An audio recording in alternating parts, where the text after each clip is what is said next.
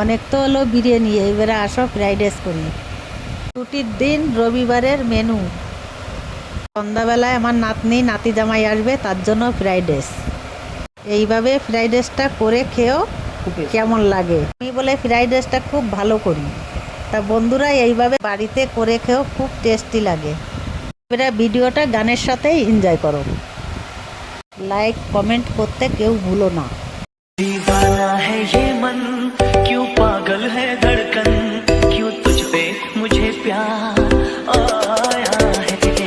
ये मौसम क्यों सर्दी, ये पायल क्यों बरदी, ये कैसा खुमार छाया है। कोई बता दे, कोई बता दे, कोई बताएगा। हितलांग मदावटेना, गुरु पे मक पतलेना, रुवनारी मनहारी सुकुमाली निंबतम।